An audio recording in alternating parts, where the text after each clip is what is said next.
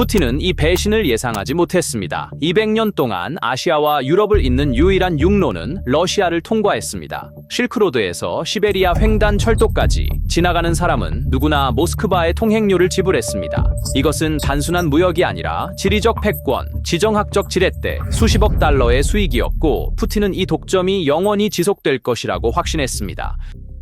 하지만 이제 그의 가장 충성스러운 동맹이 그 독점을 파괴하고 있고, 푸틴은 지켜볼 수밖에 없습니다. 중앙아시아에서 러시아의 가장 가까운 파트너인 카자흐스탄은 러시아를 우회하는 중국과의 새로운 무역 회랑을 건설하고 있습니다. 한 손으로는 푸틴에게 우정을 제공하면서 다른 손으로는 그의 발밑을 파고 있습니다. 그리고 푸틴의 200년 된 통행료 징수소가 문을 닫고 있습니다. 길이 바뀌었고 표를 파는 사람은 더 이상 모스크바가 아닙니다. 이 새로운 회랑의 지리를 이해하는 것만으로도 푸틴이 왜 그렇게 불안해하는지 알 수 있습니다. 서부 중국에서 출발한 컨테이너는 카자흐스탄을 끝에서 끝까지 가로지릅니다.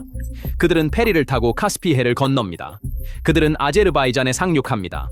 그들은 조지아를 거쳐 터키를 통해 유럽에 도달합니다. 4250km의 철도, 500km의 해상 경로, 그리고 이 경로의 단 한 미터도 러시아 땅을 지나지 않습니다. 시작하기 전에 작지만 중요한 요청이 있습니다. 최근 독립적인 전쟁 분석이 알고리즘에 의해 제한되어 이 비디오가 관심을 가질 수 있는 많은 사람들에게 도달하지 못하고 있습니다.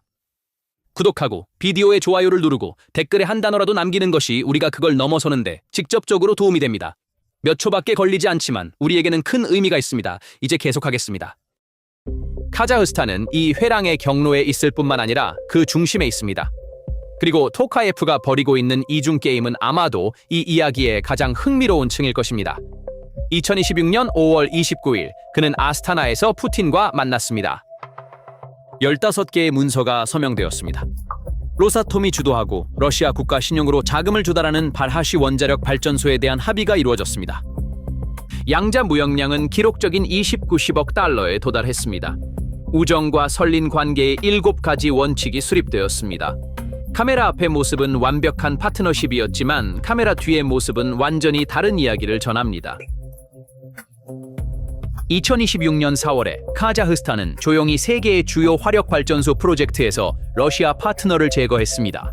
인터 RAO가 총괄 계약자가 될 예정이었습니다. 그렇게 되지 않았습니다. 중국 기술이 이를 대체했습니다. 카자흐스탄 에너지부 차관 예심카노프는 공개적으로 말했습니다.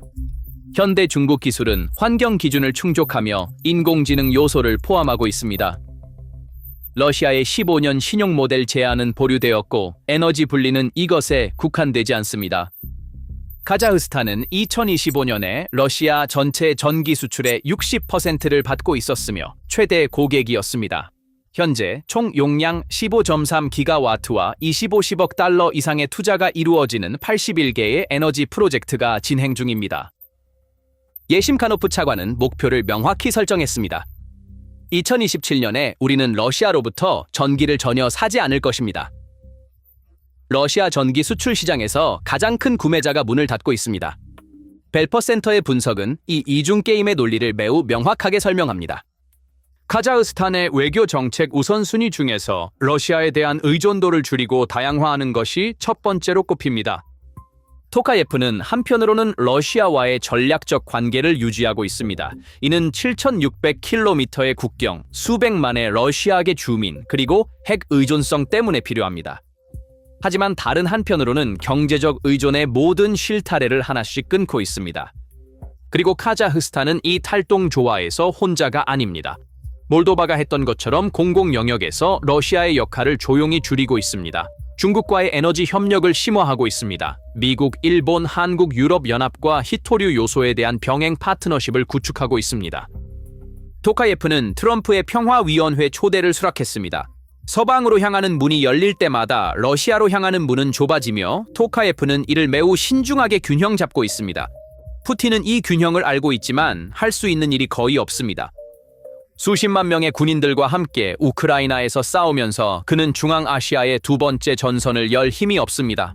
그리고 만약 그가 카자흐스탄에 압력을 가한다면 그가 피하고자 하는 것을 가속화하여 토카예프를 완전히 중국과 서방의 품으로 밀어넣게 됩니다.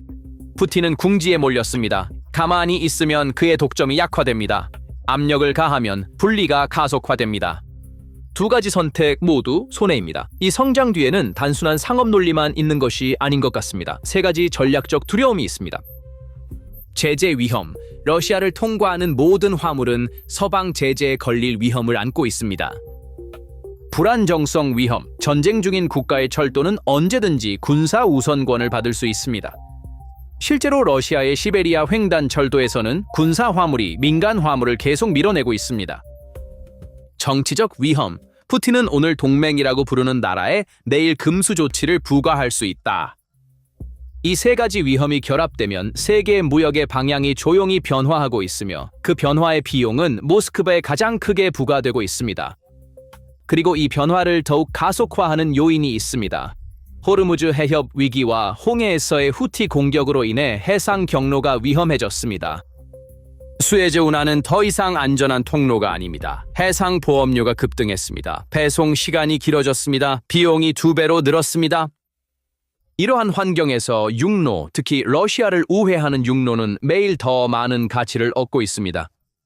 우크라이나 정보국 SZRU는 이 상황을 러시아의 미래와 직접적으로 연결합니다. 이 회랑이 성장함에 따라 러시아는 아시아와 유럽 간의 주요 교통 허브로서의 위치와 수십억 달러의 운송 수익을 잃을 수 있습니다. 그리고 모스크바는 이 위협을 인식하고 있습니다. 러시아의 분석가들은 중앙아시아 국가들이 더 빠르고 저렴하며 신뢰할 수 있는 경로로 전환함에 따라 시베리아 횡단 철도의 화물량이 줄어들고 있음을 인정합니다. 그리고 이 회랑은 중앙아시아의 프로젝트일 뿐만 아니라 유럽의 가장 큰 지정학적 도박 중 하나가 되었습니다. 2024년 1월 브뤼셀에서 열린 투자자 포럼에서 유럽 및 국제금융기관들은 10억 유로를 약속했습니다. 2025년 4월에 열린 첫 번째 유럽연합 중앙아시아 정상회의에서 폰 데어 라이엔은 추가로 120억 유로의 글로벌 게이트웨이 패키지를 발표했으며 그중 30억 유로는 교통 인프라에 직접 할당되었습니다. 세계은행은 카자흐스탄 철도 운영사 KTZ에 8억 4,600만 달러의 보증을 제공했습니다. 유럽투자은행은 카자흐스탄 개발은행에 2억 유로의 대출을 제공했습니다. 이러한 투자의 전략적 의미는 숫자를 훨씬 초월합니다. 유럽연합에게 중간 회랑은 단순한 무역 경로 이상입니다. 이는 러시아에 대한 지정학적 대비책입니다. 브뤼셀은 이를 공개적으로 말합니다. 적대적인 국가에 대한 의존도를 줄이고 전략적 자율성을 높이며 중앙아시아에서 유럽연합의 위치를 강화합니다. 이 지역은 전통적으로 러시아와 중국의 영향 아래에 있습니다. 유럽연합이 이 회랑에 투자하는 유로마다 러시아의 교통 영향력이 조금씩 약해집니다. 그리고 이러한 투자는 중국의 1대1로 구상과도 겹칩니다. 베이징은 같은 경로에 자체 인프라를 자금 지원하고 있습니다. 그래서 서방과 동방 모두 중간 회랑을 지원하고 있으며 러시아는 이 두 강대국 사이에 끼어 있습니다. 그리고 이 방정식에서 터키의 위치는 매우 중요합니다. 터키는 중간 회랑의 유럽으로 가는 유일한 관문입니다. 조지아에서 나오는 모든 기차, 모든 컨테이너는 터키를 통과합니다. 2026년 4월 이스탄불에서 열린 원탁 회의에서 카자흐스탄 대표단과 터키 측은 물류 네트워크 강화를 위해 만났습니다. 카자흐스탄 대통령 비서실 차장 자나소바는 2026년 첫 3달 동안 회랑 운송이 18% 증가했다고 발표했습니다. DCDD 교통, 알바이라크, 차르과 같은 민간 부문 거대 기업들이 프로젝트에 참여했습니다. 그리고 2026년 5월에 역사적인 첫 번째 사건이 발생했습니다. 터키에서 중국으로의 첫 번째 귀환 화물 열차 운송, 50개의 냉장 화물 컨테이너가 중간 회랑을 통해 완료되었습니다. 이번 배송은 이제 이 회랑이 단방향이 아닌 양방향으로 운영된다는 것을 증명했습니다. 바쿠 트빌리시 카르스 철도는 이 경로의 코카서스 중추입니다. 카스피의 항구인 악타우, 쿠릭, 알라스는 지속적으로 용량을 늘리고 있습니다. 세계은행은 인레일 프로젝트에 20억 달러의 대출을 제공했습니다. 인프라 현대화가 가속화되고 있습니다. 2025년에 터키 카자흐스탄 화물량이 34% 증가했으며 이 성장은 여전히 진행 중입니다. 터키의 개발 도로 프로젝트가 이라크를 통한 걸프 연결을 추가하면 크림은 더욱 확장됩니다. 운송 시간은 15일 단축됩니다.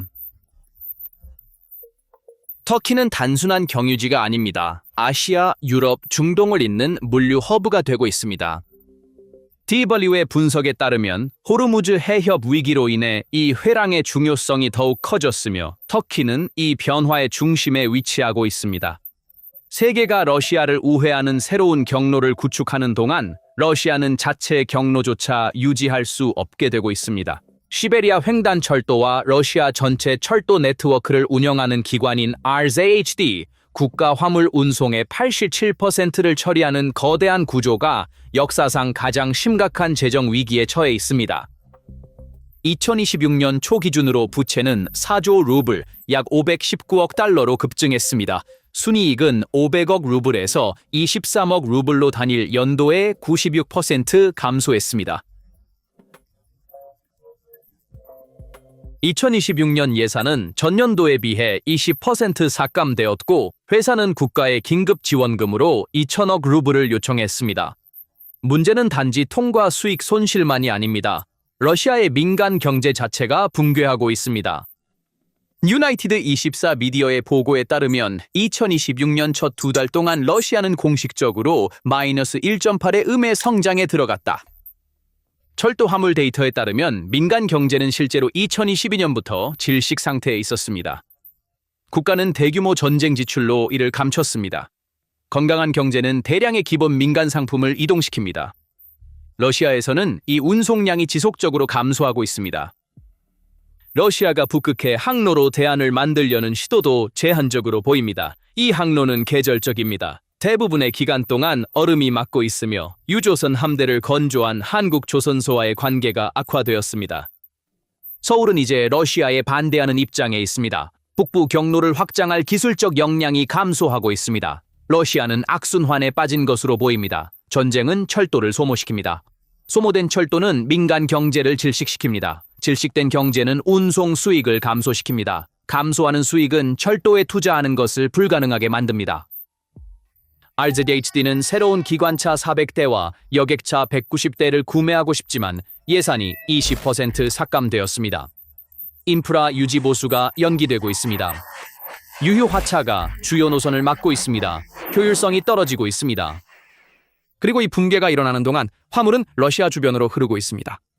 중앙 회랑은 매달 조금씩 성장하고 시베리아 횡단 철도는 조금씩 줄어듭니다. 러시아 군사 분석가 프리친의 인정은 이 그림을 요약합니다. 이 경로의 근본적인 목적은 러시아를 우회하여 중국에서 유럽으로 가는 노선을 만드는 것입니다. 러시아의 전문가들도 이 상황을 알고 있지만 해결책을 내놓지 못하고 있습니다. 그러나 그림을 일방적으로 읽는 것은 오해를 불러일으킬 수 있으며 카네기 재단의 2026년 4월 분석은 차가운 샤워 효과를 만들어냅니다. 현실은 이렇습니다. 중간 회랑은 여전히 러시아 북부 회랑의 연간 100만 톤 용량의 6%만을 운반하고 있습니다. 성장률은 인상적이지만 물량은 여전히 매우 적습니다. 조지아는 이 회랑의 유럽으로 가는 유일한 관문이며 심각한 병목 지점입니다. 아나클리아 항구의 2026년 예산은 1억 5천만 라리에서 5천만 라리로 삭감되었습니다. 인프라 현대화를 위한 투자 격차는 약 18억 5천만 유로로 추정되며 장기 화물량과 정치적 위험 때문에 민간 부문의 투자는 여전히 제한적입니다. 카스피해의 수심 감소는 별도의 기술적 문제입니다. 준설, 새로운 키 및 터미널 건설이 필요하며 이 문제들은 한 달 안에 해결될 수 없습니다. 환적 지점의 다양성은 비용을 증가시키고 물류 마찰을 초래합니다. 통합 요금 체계는 아직 확립되지 않았으며 푸틴 토카예프 관계를 단순한 분리로 읽는 것도 잘못된 것입니다. 5월 정상회담에서 체결된 합의는 실제입니다. 로사톰은 카자흐스탄의 첫 번째 원자력 발전소를 건설할 것입니다. 수천 킬로미터의 국경, 수백만의 러시아계 인구, 수십 년간의 제도적 유대는 하룻밤 사이에 끊을 수 없습니다. 토카예프는 러시아와 완전히 결별하는 것이 아닙니다. 그는 통제된 다각화를 하고 있습니다. 이 차이는 중요합니다. 그러나 러시아의 관점에서 진정한 위험은 오늘날의 규모가 아니라 추세입니다. 2022년에 거의 제로였던 수치가 4년 만에 25배 증가했습니다. 유럽연합은 20억 유로를 투자했습니다. 세계은행은 보증을 제공했습니다. 중국은 1대1로 아래에서 인프라를 자금을 지원하고 있습니다. 이러한 투자는 되돌리기 매우 어렵게 만들고 있습니다. 철도는 철거할 수 있지만 항구, 터미널, 세관 시스템은 영구적인 구조물을 만듭니다. 그리고 일단 철도가 깔리면 화물은 물리 법칙처럼 그 철도로 흐릅니다. 그리고 중간 회랑의 진정한 전략적 의미는 무역량을 훨씬 초월합니다. 이 회랑은 카자흐스탄이 러시아로부터 분리되는 상징이며 카자흐스탄이 분리되면 도미노가 시작됩니다. 키르기스스탄은 카자흐스탄을 따라갈 수 있습니다. 이미 라틴 알파벳으로 전환하는 논의를 재개했습니다. 우즈베키스탄은 트랜스카스피안 파트너십에 가입했고 유럽연합과 별도의 무역협정을 협상 중입니다. 투르크메니스탄은 카스피해 항구를 확장하고 있습니다. 아르메니아는 CIS 탈퇴를 논의하고 있습니다. 파시냔 정부는 카라바흐에서 러시아의 안보 보장 실패를 기회가 있을 때마다 상기시킵니다. 그리고 이러한 각 탈퇴는 푸틴의 유라시아 경제연합을 약화시키며 그의 EU 창설 꿈을 조금씩 더 무너뜨립니다. 푸틴은 이 연합을 통해 소련 해체 이후의 지역을 경제적으로 모스크바에 묶으려 했지만 회원국들은 하나씩 대안적 파트너십으로 전환하고 있으며 연합은 서류상으로 존재하지만 사실상 비어가고 있습니다. 이 변화는 우리가 몰도바에서 본 것과 같은 과정이지만 훨씬 더 큰 규모입니다. 몰도바는 CIS를 탈퇴하고 에너지 노선을 변경하고 언어를 변경하고 러시아 사령관들을 추방했으며 루마니아와의 통합 경로에 들어섰습니다. 350만 명의 인구를 가진 나라가 러시아의 30년 영향을 체계적으로 해체했습니다. 카자흐스탄도 같은 공식을 적용하고 있습니다. 에너지 의존도를 줄이고 무역 경로를 다양화하며 서방과 중국과의 제도적 유대를 구축하고 있습니다. 인구 1900만 명과 중앙아시아 최대 경제를 가진 나라입니다. 몰도바는 컵입니다. 카자흐스탄은 바다입니다. 영향은 비례할 것입니다. 포브스 던루의 분석은 모스크바의 이러한 두려움을 확인합니다. 중국의 중간 회랑, 카스피해 연결, 남부 우회 경로의 체계적인 개발은 구조적이고 장기적인 변화를 가리키며 유라시아 무역에서 러시아를 소외시키고 중국과 유럽 간 중개자로서의 역사적 역할을 제거할 가능성을 지니고 있습니다. 전쟁 전에는 북부 회랑이 문제없이 작동했습니다. 제재도 없었고 위험도 낮았으며 인프라도 준비되어 있었습니다. 중앙회랑에 수십억 달러를 투자할 긴급한 이유는 없었습니다. 푸틴의 전쟁이 그 긴급성을 만들었습니다. 제재는 북부 회랑을 위험하게 만들었고 러시아가 신뢰할 수 없다는 것을 증명했으며 러시아를 통과하는 것이 이제 위험하다는 메시지를 세계에 보냈습니다. 푸틴은 전쟁으로 우크라이나를 삼키려 했지만 전쟁은 러시아의 교통제국을 삼켰습니다. 그러나 푸틴의 독점은 유라시아의 육상 무역 경로에서만 무너지는 것이 아닙니다. 크렘린이 우크라이나에서 물리와 경제적으로 고통받는 동안 아시아 태평양에서는 러시아와 중국의 가장 신뢰받는 군사 전략을 무너뜨릴 새로운 기술 전선이 열리고 있습니다. 무엇이 수십 년간의 신중함을 하룻밤 사이에 무너뜨렸는가? 최종 촉발 요인은 2026년 초의 이란 호르무즈 위기였다. 걸프가 드론 무리로 마비되었을 때 도쿄의 모든 경보가 울렸다. 일본은 에너지의 대부분을 호르무즈 유조선을 통해 얻는다. 그 해협이 저렴한 드론에 의해 차단되는 것을 보고 미국의 우산이나 평화주의 법률만으로는 안전을 보장할 수 없다는 것이 증명되었다. 하지만 그것은 최종적인 반가소에 불과했습니다. 일본은 이미 세계의 핵 보유국과 동시에 직면하고 있으며 2026년에 그 방정식은 임계점에 도달했습니다. 남서쪽 중국. 센카쿠 열도 주변의 해안 경비대 선박은 2025년에 기록적인 빈도로 거의 매일 나타났으며 이는 체계적인 소모 전술이었습니다. 일본 군사 계획자들은 대만 위기 시 중국이 수만 대의 저렴한 드론으로 하늘을 채울 것이라는 것을 알고 있습니다. 100만 달러짜리 미사일로 그들을 사냥하는 것은 지속 가능하지 않지만 2,000에서 3,000 달러짜리 요격 드론으로 하는 것은 가능합니다. 테라 A1은 비용 효율성을 통해 중국의 수적 우위를 무력화하기 위해 설계된 비대칭 해독제입니다. 중국은 이미 샤헤드와 유사한 장거리 가미카제 드론을 개발했습니다. 노린코의 FL-300D는 2,000km 범위를 가지며 대략 $10,000입니다. 대량 드론 위협에 대해 전통적인 방공은 경제적으로 지속 가능하지 않습니다. 일본의 우크라이나에서의 해결책은 바로 그 방정식을 겨냥합니다. 중국에 대한 영향은 단순히 기술적인 것이 아니라 전략적입니다. 일본의 나토 통합은 위기 상황에서 서방 동맹이 아시아 동맹국들과 얼마나 빠르게 결속할 수 있는지를 베이징에 보여줍니다. 중국의 대만 계획에 있어 이것은 미리 보기이며 베이징은 이를 알고 있으며 일본의 모든 움직임에 군국주의 비난으로 대응하고 있습니다. 반응의 강도는 이러한 움직임이 얼마나 효과적인지를 측정합니다. 더 넓은 관점에서 보면 일본 우크라이나 드론 연결은 푸틴의 무한한 우정 동맹의 한계도 드러냅니다. 러시아가 우크라이나에서 싸우는 동안 가장 가까운 전략적 파트너인 중국의 이웃 일본은 적의 기술을 대량 생산에 사용합니다. 지도 북쪽 부분은 일본에게 해결되지 않은 문제들로 가득 차 있습니다. 일본과 러시아는 제2차 세계대전 이후 공식적인 평화 조약을 체결하지 않았습니다. 쿠릴 열도 분쟁은 여전히 해결되지 않았습니다. 러시아의 우크라이나 침공은 이러한 관계를 영하로 떨어뜨렸습니다. 모스크바는 2026년 2월에 일본과의 평화 대화가 진행 중이지 않다고 공식 선언했습니다. 러시아의 중국과의 전략적 동맹이 심화되면서 일본이 두 강대국 사이에 끼게 되자 북한의 끊임없는 탄도미사일과 드론 시험이 세 번째 위협 요소를 추가합니다. 일본은 동시에 세계의 핵 보유국인 중국, 러시아, 그리고 북한에 직면하고 있습니다. 이러한 상황은 도쿄가 다층적이고 스마트하며 확장 가능한 방공망에 막대한 투자를 하고 있는 이유를 설명합니다. 러시아 외무장관 라브로프는 2026년 1월에 일본이 1930년대의 군국주의로 돌아가고 있다고 비난했습니다. 그러나 이 비난의 맥락은 놀랍습니다.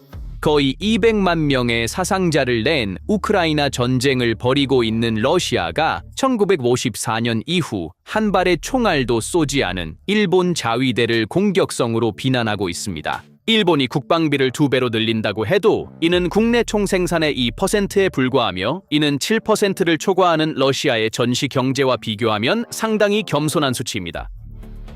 도쿄의 대응은 러시아와 직접 대치하는 것이 아니라 적의 전술을 가장 잘 아는 전문가들인 우크라이나와 간접적인 기술적 다리를 구축하는 것입니다.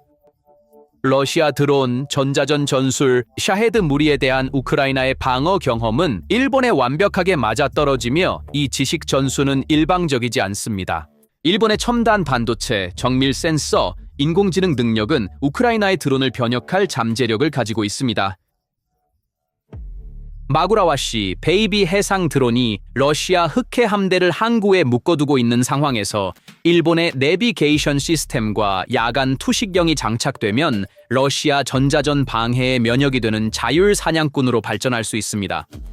일본에 대한 크렘린의 불안은 이 기술적 다리에만 국한되지 않습니다. 도쿄는 수년 동안 명확한 방한 첩법이 없는 유일한 G7 국가였다.